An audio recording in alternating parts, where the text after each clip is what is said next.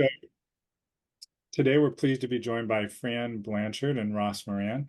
Fran leads the trustees' statewide vision for their stewardship program and advances the tools, systems, and process improvements needed to deliver resource care across more than 123 properties. Fran's responsible for the trustees' organizational training program, statewide maintenance planning, long-term stewardship investment plans, and the project management process and documentation. She joined the trustees in 2013. She has a master's degree in sustainability and environmental management from Harvard University Extension School and a certificate in ecosystems and natural resource management from Harvard as well. Ross Moran has served as executive director of the Westport Land Conservation Trust since 2017. He spent the first decade of his career managing cultural landscapes for the trustees, and prior to that, curating parks for the city of New Bedford. He's a graduate of the University of Connecticut and enjoys spending time with his 3 young daughters who are remaining quiet downstairs and coaching youth soccer. So take it away. Great. Hi, everybody. I'm Fran. I'm just going to share my screen here. I think for the purposes of today, I'll go through a presentation. Ross has a few slides also, and then we'll take questions at the end. And we'll try to do our best to monitor the chat. So I'm Fran. I'm very lucky in that I get to spend all my time and energy focused on stewardship and resource care at the trustees. And for this presentation today, I will talk you through a little bit of how we identify priorities, approach our challenges, and then some of the processes for things like long-term capital planning, and a few other benefits. Ross, you have anything you want to add? I would just add that I have learned everything I ever learned about stewardship, running around growing up in Eastern Connecticut, but the other half of it was from Fran. So, there's a little bit of duplication in turning our Westport land conservation stuff and our materials at our stewardship level has come largely from a distillation of the trustees. So we're excited to talk about those priorities from our perspective as well. Yeah, great. Things we have in common, I think, are establishing standards really for stewardship, looking at assessment processes, and then using that data to drive decisions. So excited to talk about it. So if you're not familiar with the trustees, we manage about 123 plus properties across the state. For the purpose of this talk, I'm going to be talking about our fee-owned properties, which is around 27,000 acres. We do a lot of work in conservation restrictions, and that's not the stewardship I'm going to cover today. One of our challenges at the trustees is we work in a lot of different communities, and we manage a lot of different resource types. So in addition to trails and entrances, which I think I'll really try to talk more about today, we are managing public gardens, historic houses, national historic landmarks. And so we have these big questions like, where do you start? And when you have funding for stewardship, how do you know what the most important needs are? And where do you allocate those resources? And how do you know if you're making good decisions and being successful? So we developed a few systems that I'll talk through today to help support this. And of course, I get to work with many great stewardship colleagues. So I'm talking today, but the work is really a reflection of team effort at the trustees. We set up what we call the Baseline Standards Program in 2016.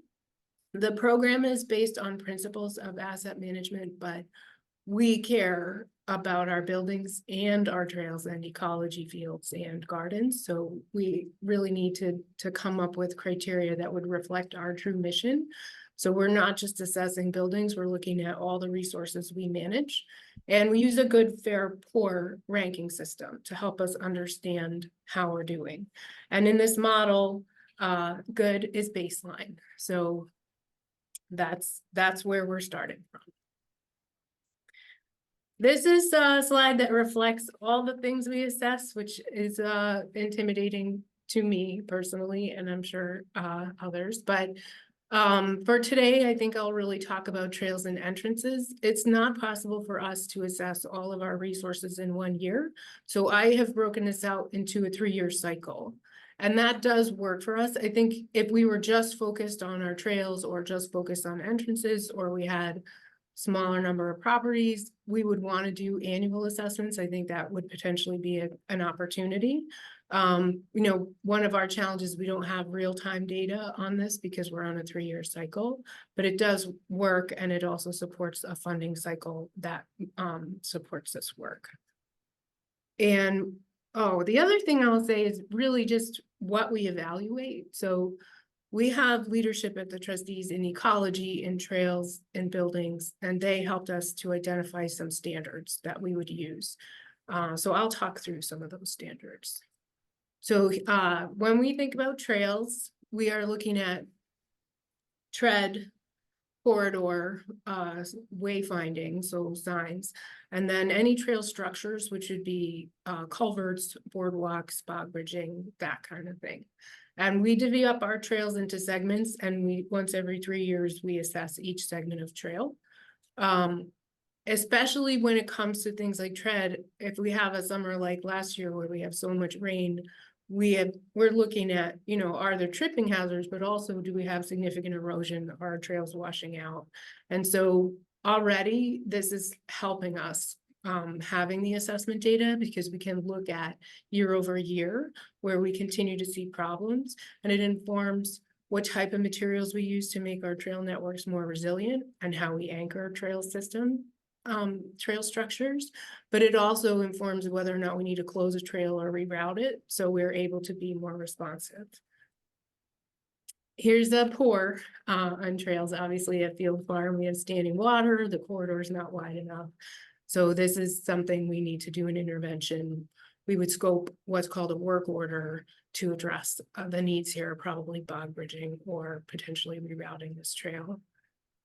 And here's a good rating for the accessible trail at Glendale Falls. We spend a lot of time working on drainage infrastructure here and swales so that we would be getting water off the trail efficiently and not negatively impacting the overall grade or rutting that would negatively impact the tread. One of the other things we have really good assessments for is our entrances. So especially for our passive recreation properties, this is really your entrance, and the way you greet people is the only way these folks are going to interact with us.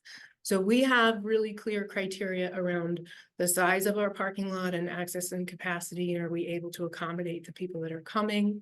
The surface of the parking area, or is it rutted out? Do we have potholes? Any structures, so fencing, light poles, that kind of thing. Signage, and then kiosks. So the kiosk is, as you see here, sort of our orientation trail map, a little bit of information about the property. And one of the things that some of these standards have driven is best practices. So you can see this frame for the kiosk is standard now. We have construction documents that help support this.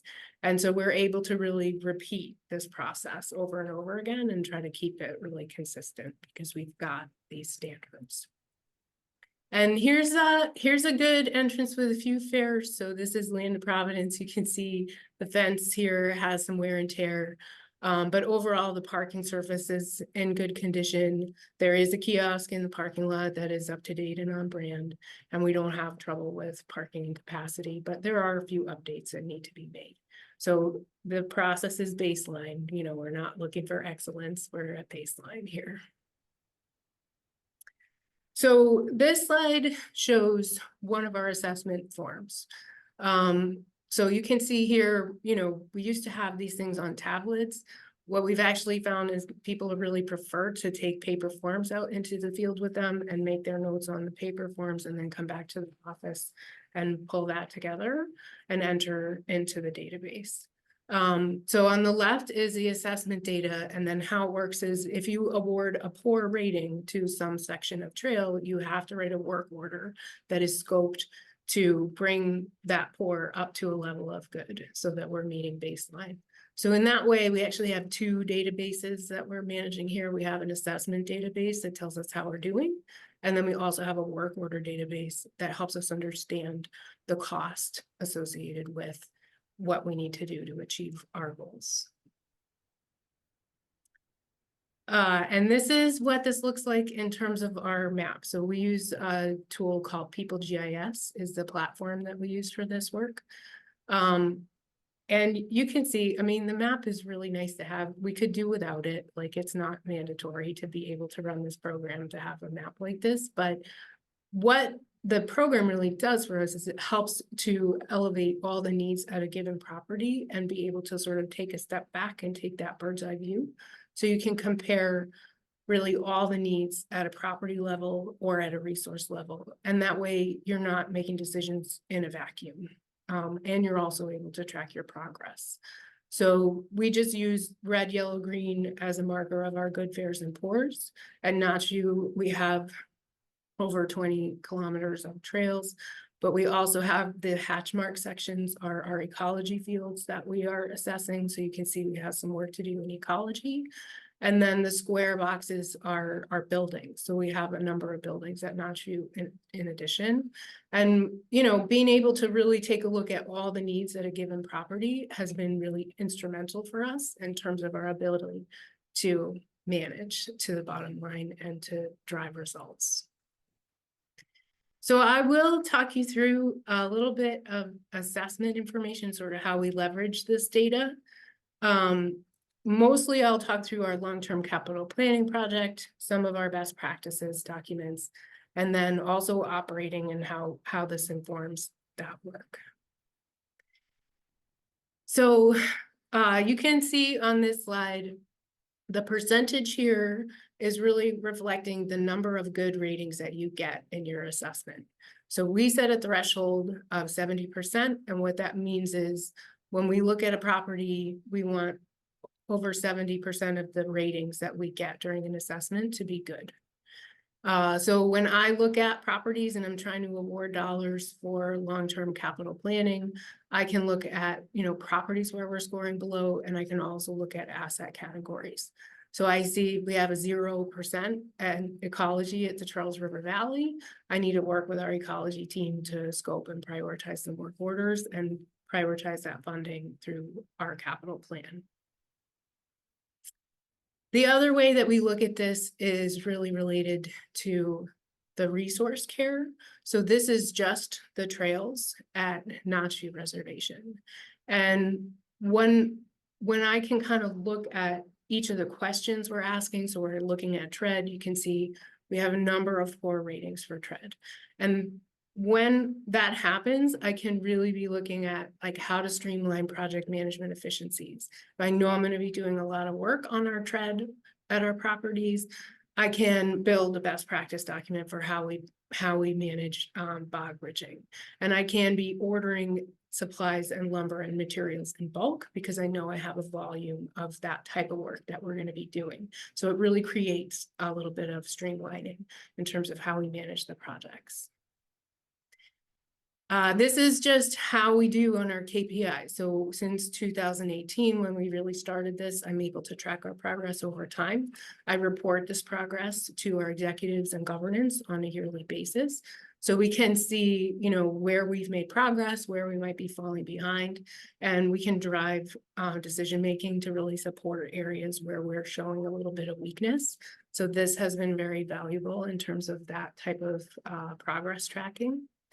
I also track the number of properties that are falling below baseline on an annual basis.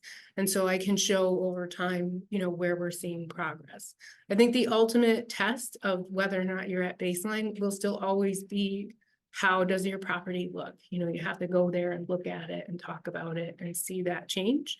But having a way to reflect the results has been very valuable. And the last big thing is I track the rate at which we add work to our database. So this is the yellow bars are what work we identify through work orders from the assessment process every year. And then I also track the rate at which we complete work. So that's the green bars. So you can see here, we made an assessment in 2020 that we thought about $2 million a year for deferred maintenance would really help bring up our baseline. And we did make some progress. For a few years, we've been adding, right, completing more work than we've added to the database. But we know now 2 million isn't enough for the trustees in terms of what we invest. And we have a data set that supports it. And then our governance and executives will be able to support, more problem solving and solutions around how we fund this work and how we support it. There are a lot of great things about knowing what your minimum standard of care looks like at the trustees in terms of that baseline assessment. So some of this is really around new acquisitions. We're starting to look at when we acquire a property, how does this inform, what we need to plan for in terms of budget and startup and ongoing costs. It also supports aspirational work. So when we have projects that come up, we want to be able to build in deferred maintenance as part of just taking care of what we have whenever we're adding new things to our properties. So there are a couple of really key things that this is helping us with. And then lessons learned, I mean, we could spend a whole day talking about lessons learned, so don't be shy if you have questions about that. But one thing I would say is just that identifying baseline has been really tough, because most people in stewardship really want everything to be great, is my experience. I work with a lot of perfectionists, and it can be really tough to say what is the minimum. And we had to do that in a consultative process and really iterations over a number of years, but it has been very valuable for us in terms of setting that minimum standard. The other thing I would say is like what you are actually obligated to take care of is a lot. So before we even get into adding benches and bathrooms or anything else, knowing we have many millions of dollars worth of deferred maintenance needs to trustees is actually a great opportunity for us as an organization to be really focused on taking care of the things that we have. And last thing is just, we always have to be working in the field. So you have to really be checking how you're doing against results on the ground. So that's what I have. And I think we'll take questions at the end, and I'll turn it over to you, Ross. Thanks, Fran. One question did come up during your portion that just addressed the type of software that you used. You did address it was People GIS. Somebody inquired about landscape. We can talk a little bit about that towards the end. So okay, great. Thanks, Fran. So for those who don't know the Westport Land Conservation Trust, we are tucked away in the southeast corner of the state, close to Rhode Island, and a fairly large town of Westport. We try not to tell too many people about Westport. We don't. We like to keep our resources, ecological, cultural, historical, and agricultural, in good shape. So if you haven't heard us, that's okay. But we'd love for you to come visit. So. The Westport Land Trust has supported the preservation of over 5,000 acres in town. That's a combination of APRs, CRs, and fee-owned land. We own 1,600 acres, and actually I'm happy to share that it's going to be growing this year and caring for almost another 200 acres after about August this year. So we are used to looking at a variety of different landscapes because we do own a variety of resources. Some of it is beachfront in coastal areas. Some of it is working ag land, typical forested land, our trails, and we also own a park, which we acquired and built out since 2018. We are a 5 staff member team with 1 full-time member in our stewardship staff. So of that 1,600 acres, almost 700 of that has been acquired in the last 10 years. So in 2020, we decided we really need to get ahead of our stewardship game and get back on track with our stewardship game and what we care for.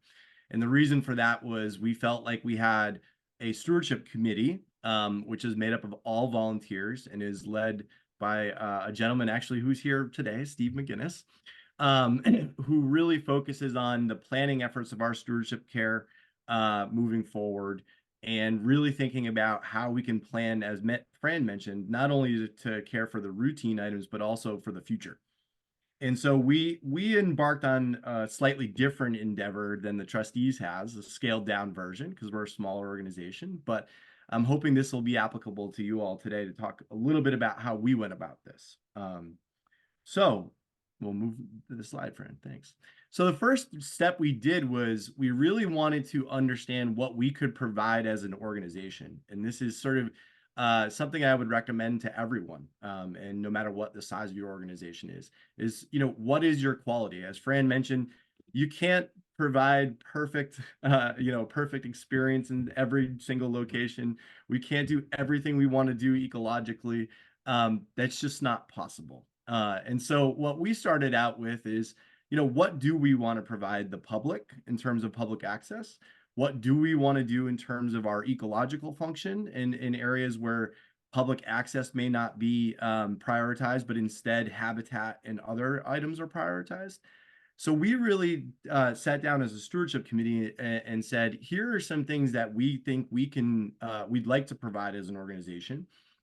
And what we did from there is not establish a poor kind of fair, poor, good type of standard. It really is more of a meets and not meets standard. And so once we defined that we would rather have 8-foot pathways instead of a single track, we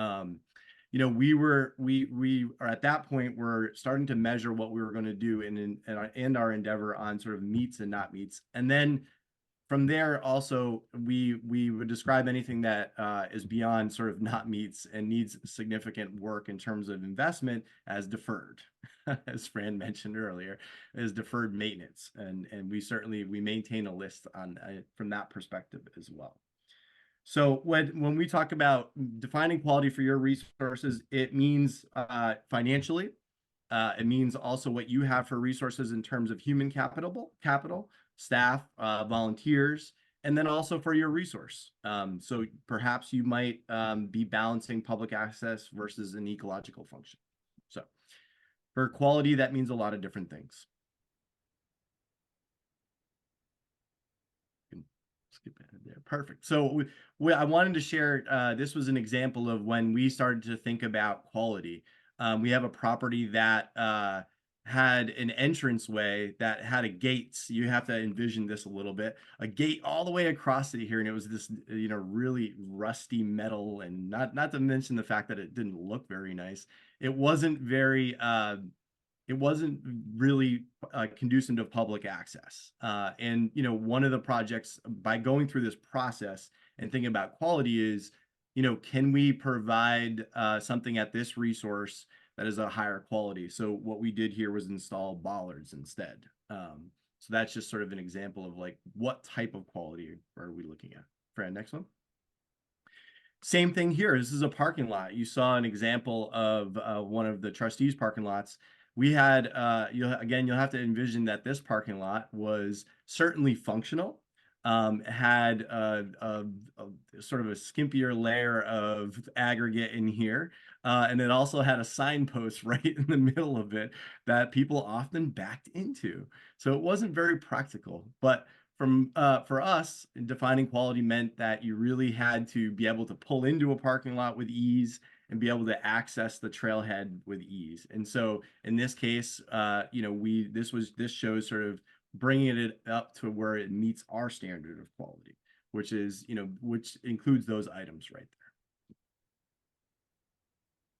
So the first thing we did was really, as a stewardship committee and the staff team, was that we wanted to understand what it takes to steward the properties that we had to that we have under our care after we've defined sort of a broader quality level. And so we scheduled site visits with our committee and our staff. And, this can be done with an all volunteer committee as long as someone is willing to take the lead on it. Scheduling a site visit is very simple. It's also very enjoyable, is that you get to go out and walk together on your properties and really, see the beauty that was preserved over time, and the items that you need to steward into the future. Those site visits, what they primarily served is identifying the tasks that need to be completed on those properties, and that was, down to the simplest things like string trimming a stone wall, looking at an entrance into the property. In this case here on our slide, you'll see there's an agricultural field, a hay field back here. that we acquired in 2020, and there was essentially no access into the field. There was a huge ditch here. And it was not very good from an ecological perspective, but also not good in terms of getting a farmer in there to help us, work on the field. And so we improved that access here, but we identified that as a key task in a site visit that needed to be completed. And so one thing here in terms of task is maintaining that section longer term. And so really those site visits are about developing and compiling, your routine tasks so that you can begin to think about what capacity you needed to deploy on each of those properties. And, a part of that is also understanding, what it takes to do those tasks. And I'll talk about that in a minute. So, great. So, the understanding the task is one thing, but also understanding your capacity is very important. Understanding that perhaps you may have a full-time employee, you may have a part-time, you may have all volunteers, and they may be deployed in a variety of different ways. And I've often seen volunteers deployed in a variety of different ways in our field. I think a lot of times they can be deployed for one-day events. By assembling the tasks and understanding your capacity of what you need to accomplish on your properties, it makes it a lot easier to deploy your volunteers, as well as assigning them to the tasks that really need to be completed on an annual basis. Routine maintenance tends to be one of those things that can be forgotten at times. And so, when you're understanding your capacity, you're also looking at maybe a volunteer, could bring the same level of capacity as a staff member, but maybe not. And so understanding what you have available to you is very important. So when we went through this exercise, we quantified the number of hours that staff contribute to stewardship every year that we have available to us. And then we also have a volunteer group, which I'll mention later on, that we quantified their hours to us. Now, of course, there's other things like contractors that you might work with, or maybe you have interns, and then lastly, you really need to understand and evaluate the expertise and capability of those folks to understand the capacity they bring to the table. So, for example, for us, when we think about a staff member hour, 1 hour, we actually equate the volunteer hours to about three-quarters of an hour is one staff hour. And there's a reason for that. And that really has mostly to do with our organization. But just understanding what that capacity is important. So what did we do? So we don't have people GIS. We have Ross and Nate GIS on Excel worksheet. We actually have we do have a substantial workbook that is put together to really compile the hours it takes for our routine maintenance. And so you can see here, I shared sort of the tasks, overarching categories that tasks of ours fit into. So as Fran mentioned earlier, one of the most important things is visitor experience and sort of amenities. We don't provide pools and things like that, but we talk about sort of the trailhead and what you might be able to get at the trailhead, those types of things.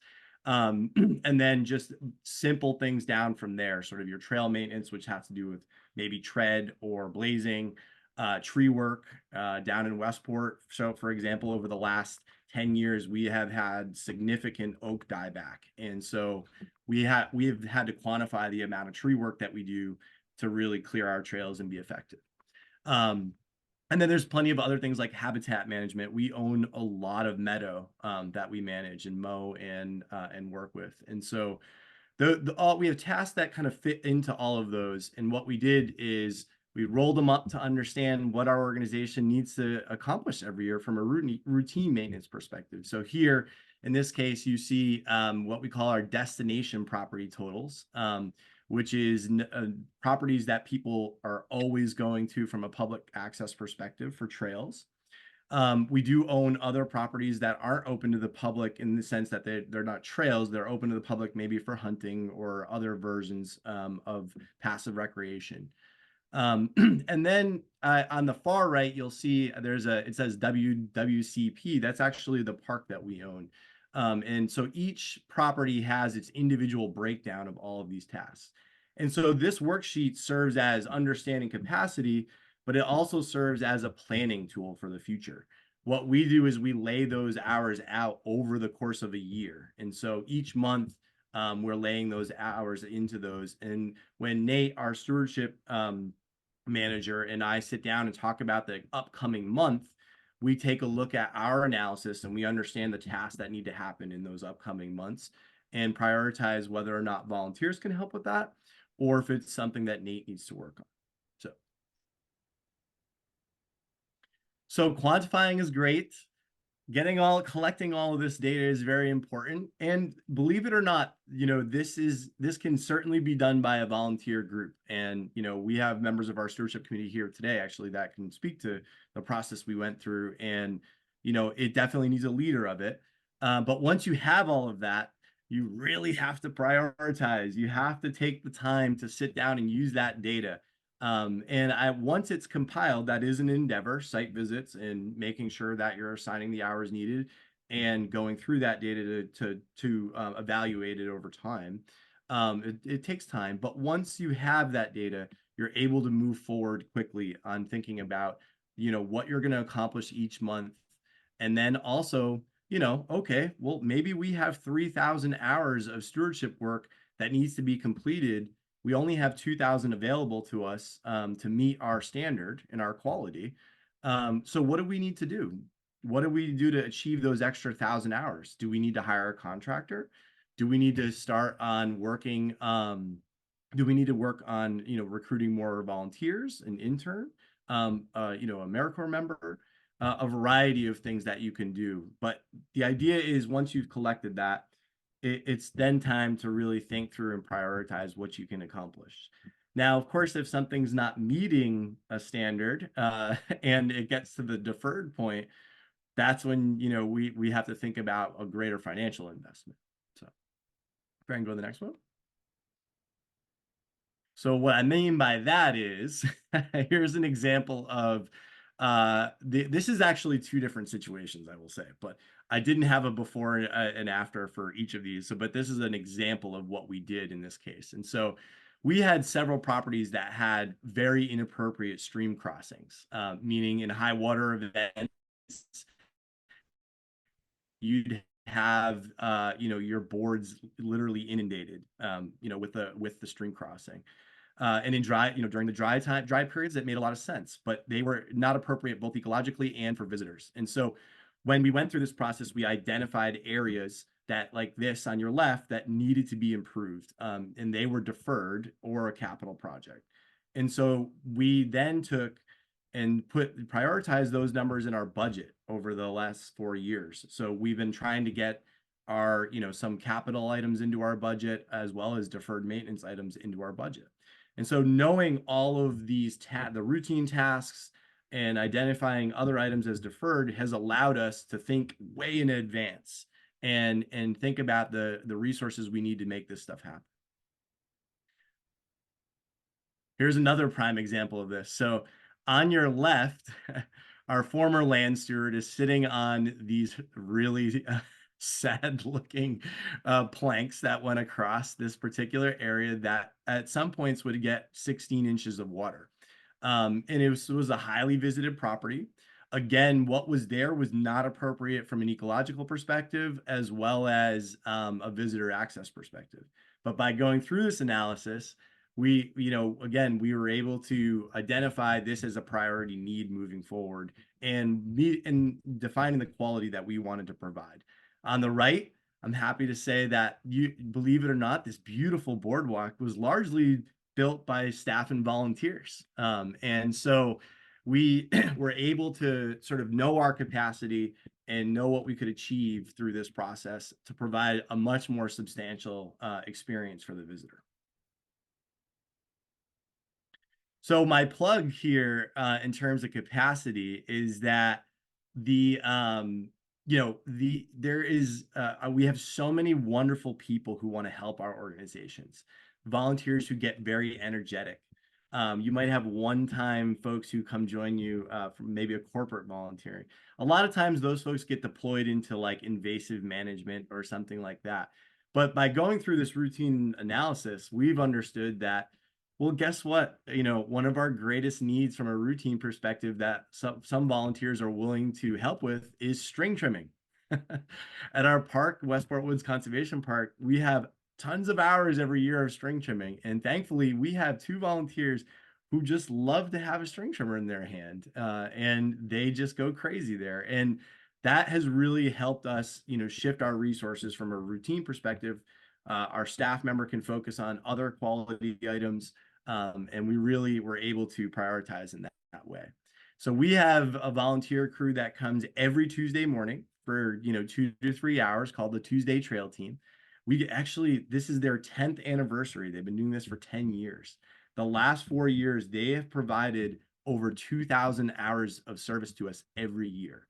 And that 2,000 hours was primarily routine, believe it or not, except for when we acquired the park. But we deploy them on special project items, but also on routine items. And so those hours are invaluable. If you look at 2,000 hours, that's almost, the equivalent of a full-time employee, which is really spectacular.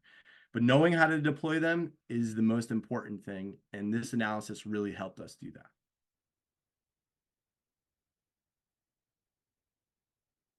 So lastly, my plug was like Fran earlier. We are always thrilled to work on the land preservation project. It's at the heart of what all of us love to do and what we care most about. But as we grow as organizations, our stewardship is what sustains our organizations longer term. It is what the public sees generation after generation. It is really one of just as important as our preservation work is caring for and providing our resources for the public to enjoy, as well as for the a public health standard across the state. And so thinking about and planning for your stewardship care is entirely essential. We encourage everyone to do it. And by going through this analysis, you're able to really think about how you acquire new items. So whenever we are acquiring new land, we're budgeting for the stewardship project expenses, as well as a budget line that goes into our long-term stewardship endowment fund to help us care for that. And the way we calculate that number is by looking at the hours it's going to take to care for the resource we're acquiring. So this is just as important as preservation. And that's, I think both Fran and I were trying to echo that today, that stewardship is what is just an important tool in that way. And there's a lot of different ways you can do this. Is that it? Questions, discussions? Maybe I'll stop sharing so we can see each other. And we do have a couple questions in the chat. So let me pull that up here. So Ross, just real quick before we move into regular group discussion, there's a question about the boardwalk construction in one of the slides that you showed. Carol is asking what the square white objects are. Looks like maybe helical. Yeah. Yeah, they're not. So they're called diamond piers. It's a precast concrete piece that sits on top of the soil. So there's very little soil disturbance, in which there are steel rods driven through those. And basically they serve as your foundation as a pier, essentially, in some environments. They're a much better tool than excavating in certain areas. And then another question from Rebecca for you, Ross. She's asking, is there a tool you use to track time spent on each activity, or is it just manual and then you later put it into an Excel sheet? Yeah, so we do not have like an app or something like that we track the activity. Essentially, is when Nate and I do our planning, we look at we'll look at our spreadsheet and we'll look ahead, but we'll also look backwards, and we'll say, hey, let's take a rough estimation of sort of the timing that occurred on all these tasks. And so it does, you have to set aside an hour. I would say it takes about an hour a month to do that. And, that reflection is usually sufficient for us to do that. Now, of course, that it's not the most accurate way of doing it, certainly from a data perspective, but it works for us and our resources. Yep. And Julie is also wondering about how you made the decision or the focus in Westport to have 8-foot trails rather than single track. So how do we come across that decision? Yeah. Oh yeah. So, we took into large account that, sort of what our users gave to us as feedback, right?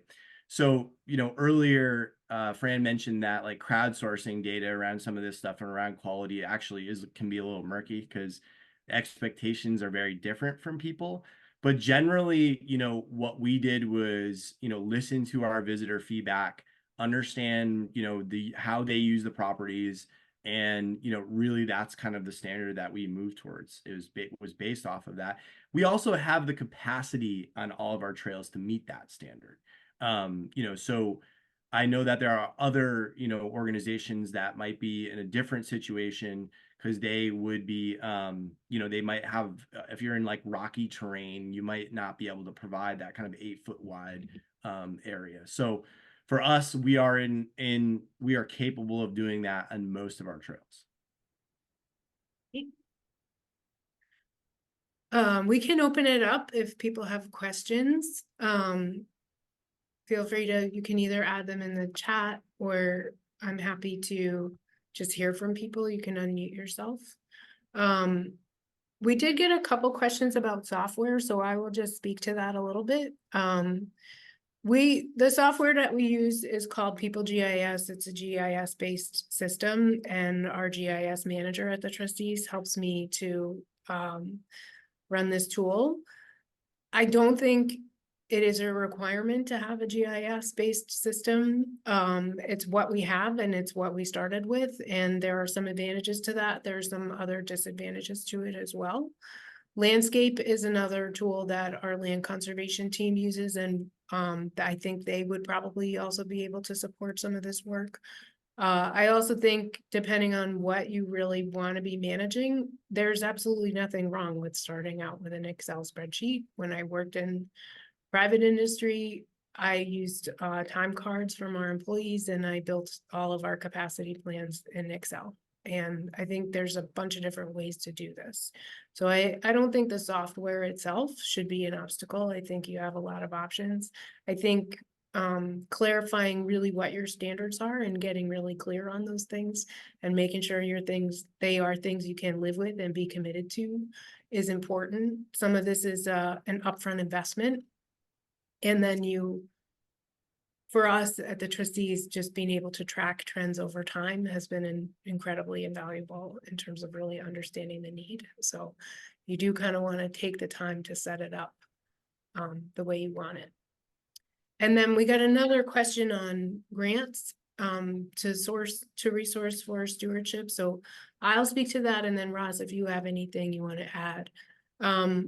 Part of what we do when we are doing grant applications, a lot of grants are very focused on sort of new initiatives. So, if we're doing sustainability initiatives and we're decarbonizing our buildings portfolio, it's easier to get funding for that than to pay for your deferred maintenance. But you can bundle your work together, and that's a big part of what we do. We have had really good success working with some of our communities that have CPA funding. So this is a moment in time where if I'm looking for support for a project, I can partially fund those projects through our long-term capital plan, and that way the communities we work with feel like we're equally invested in supporting this work, but there's additional funding that we get support from them on for projects that are really publicly accessible. And I would say, yeah, depending on where you are and what you are managing to, you have more opportunities. Like we have a Save America's Treasures grant through the Park Service for Castle Hill right now. That is really focused $500,000 on deferred maintenance. Massachusetts Cultural Council can sometimes support deferred maintenance. So there are other opportunities. And mass trails, depending on what you're doing, is another great way to think about how to resource your needs. Ross, I don't know if you have anything. Yeah, I would add that, sort of going through the process to, quantify all of this and come up with data allows you to also include those numbers as a part of your organization's performance from an annual basis, right? And so, what we believe is that stewardship needs to be as much a part of the conversation around achievement as, preservation does. So acres protected is always a hot number for all of us, right? But we need to start making the hot number that 2,400 hours of routine maintenance was achieved last year, and 3,000 hours of stewardship service came from volunteers. Those numbers really are striking. And I can only speak for our community, but that we have a number of supporters from a private perspective who have really found that compelling, and understood that the care of the resource longer term is just as important as preserving it. So having the data and weaving it into the conversation about what you do as an organization annually is really important from a funding perspective. And then, yeah, the other big thing that we've made a strategic shift on is whenever we acquire something, our policy now is that we do not acquire land that needs to be cared for unless we can make a contribution to our stewardship endowment, which is a longer term fund that kicks off money every year to support the stewardship work. And so if not every community may not have that necessarily luxury.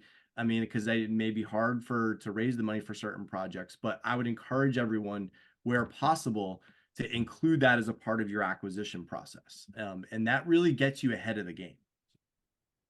Robert, did you have a? Well, it's like Ross was reading my mind, because that's what I was going to ask about both of your organization's approach to stewardship endowment funds or board designated funds for stewardship, and how much over time.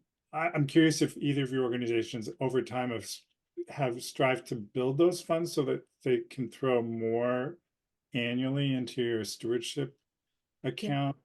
How's that going? Yeah, we're starting on that right now. So in 2020, we identified $6 million to spend on deferred maintenance, and then over time tracking that, we have realized, it's not really enough. So now I'm working really closely with our governance committee, finance and audit, and our chief financial officer to think about, like, when we get funding, how do we want to think about this? So up till now, previously, we fund this work through things like unrestricted bequests for the organization. But starting last year, we've allocated almost $1 million out of our operating budget to support deferred maintenance. And we're starting to transition into really having much more steady stream so that the funding source becomes much more reliable. And that's a real focus for us. And the more that we do, the more questions we get from our governance and from our donors and from the groups that we work with that are really focused on this. We just have a couple other questions about some of this, so maybe I will just add that at trustees, we have what's called a deferred maintenance pool. That's our long-term capital budget. We actually call it the property investment fund, because it's not just capital projects, right? We fund trails, we fund landscape initiatives through that budget. We also fund stewardship work through our operating budget. So we use our baseline standards to help inform, when we have trails work orders that we can do as part of operating, we pay for those things out of operating. And then when we have fundraising campaigns for bigger projects, places like DeCordova, we will incorporate deferred maintenance priorities in those fundraising campaigns so that we can address that work as part of how we're approaching it. And another question is, steady stream funding means it's not dependent on someone giving you a gift. It just means you've put it in your operating budget, you're counting on spending this money, you're dedicating it to this work. Yeah, and I would elaborate on from our perspective.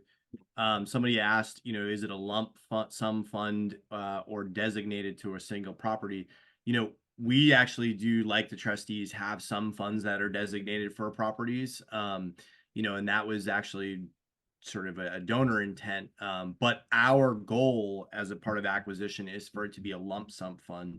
And we're very clear with when we're going through the acquisition perspective and the fundraising that, the line item is going into a lump sum fund, which, is a calculation for that property, but is really supporting that stewardship care longer term, and so obviously those that's important messaging as you're raising the money. And then because we have started to set aside this money and our stewardship operating budget has grown, we have been able to incorporate the deferred projects, some small deferred projects, into that mix. And so for us, what is a small deferred project? We define it as essentially $4,000 or less. So if something costs less than $4,000, it can make its way into our stewardship operating, and we usually can pick 1 to 2 of those a year in that sense. Capital projects are over that. So anything that's a capital project ends up on usually a list of we need to do some fundraising for it or look for a grant or some version of it like that. So we also Uh, got a question, Ross, if we get pushback from landowners when you ask for a stewardship endowment after they are already donating the land. I know at the trustees, we don't necessarily get a stewardship endowment from the people that are donating the land. We build a fundraising budget for new acquisitions that includes a stewardship endowment, but it's a broader fundraising campaign rather than asking for it from the donor. yeah, so in our case, we do make an ask at times of donors of conservation restrictions to make a contribution to a separate monitoring fund. In terms of folks who are donating land, we don't make a specific ask in that case. What we do is we create a budget to also potentially fundraise for, or we have an unrestricted fund that at times we don't like to do this, but at times, if it's appropriate, we might take $5,000 from that unrestricted fund and make a contribution to the stewardship endowment because somebody who's donating the land may not have the capacity to additionally do that. So.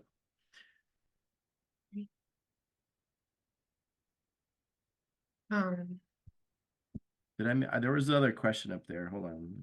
There's a Oh, question about advice on monitoring boundaries, and posting boundaries and encroachments. yeah.